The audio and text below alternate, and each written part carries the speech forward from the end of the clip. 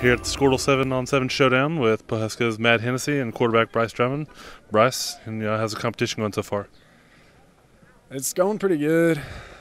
We started off pretty strong, and then we went downhill a little bit, but I think we'll be ready to go the second half of the day. Matt, I know for you guys, I know your philosophy is big pass heavy, so I imagine you probably enjoy 7-on-7 quite a bit. Yeah, it does. I mean, I don't like because it's not very realistic. I mean, people running coverages they don't really run. And we try to run what we're gonna run. I could really care less about winning a passing tournament, 7-on-7 tournament, sure, as long as it can help us win in the fall. And that's why we're out here competing against schools. We're the only Class A school here. We're trying to compete against bigger competition. Did the same thing at team camp at Rejoice. So now when we get to our season, everything will slow down a little bit. I know, Coach Hennesy coming in last year, Bryce, offensive numbers probably went off the charts. And how was your arm feeling after season after all that passing? It was a little sore, not gonna lie, but no, how much fun was it to make the playoffs and kind of make a long run and kind of build some foundation for you guys? It was fun. Pawhuska's football has not been doing real well the last few years, and building the foundation back up felt pretty good. We're going for a state title this next year. What about you, Matt? Be able to come in and get that playoff berth, and especially in such a tough district. You guys got Hominy and off the top of my head, Tonkawa one state, yeah. Morrison, Pawnee. Yeah, definitely the toughest district in the state. Going in, I was hoping, hey, maybe we can win 3 or 4. Sneak one out somewhere, and the kids stepped up. It came along a little faster than I expected. But it's all due to Summer Pride. It's how hard the kids work. The community's bought in. Town's super excited. The administration backs us 100%.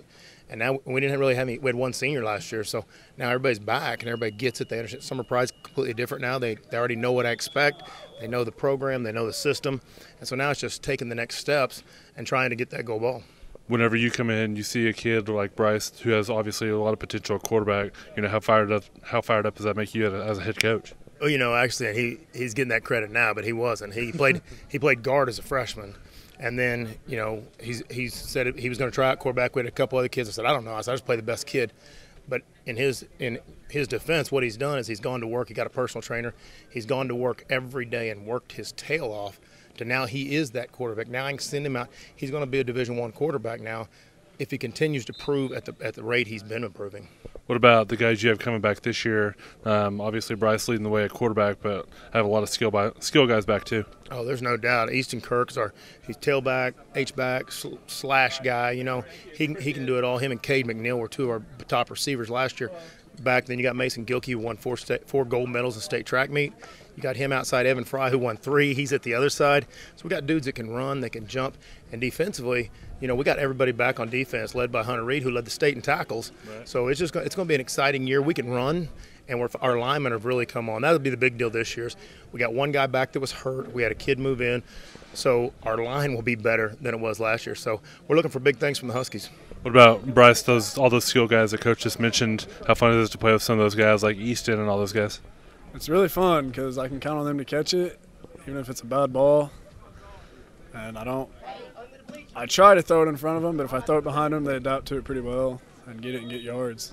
What do you guys feel like you gained from that playoff? The brief playoff experience you guys last year. Even though it wasn't probably as long as you wanted, what did you feel like you guys gained heading into this season? It gave us a little taste of it, and losing made us more hungry to go win this year. And I think we'll have a big chip on our shoulder and ready to go. The big thing I think is with the playoff is learning how to get on the bus. Right. And they hadn't won a game in a couple years, so sure, getting the playoffs, having the parade, getting the T-shirts that say playoffs, that was the big thing. So now that's not the deal anymore. Now it's not, hey, let's make the playoffs. Oh, we made the playoffs. Now it's let's go see how far we can go in the playoffs. Yeah, and I know you guys, obviously we talked about the district, but it's probably better for you guys to be in such a tough district, so every single week you're getting better as the playoffs approach, right? Yeah, it definitely prepares you for the district if you can stay healthy, and get through it, which we did last year. And that's the good thing this year is we got a lot of young kids that kind of played in backup roles last year, but now they're rolling in there and they've grown and they've gotten better. Where we're almost one way. I mean, kids are playing one side of the ball. Our biggest problem is we don't have enough footballs, because we're going to be trying to spread it around. Can't get them all enough ball, and the other thing is kids are going to freak out because these kids have grown up in Class A football. You don't ever come off the field. You know, at halftime you get to get a drink, that's it. Yeah. Now we're actually able to rest kids, talk to them on the sidelines. That will end up being a big difference for us as the year goes on.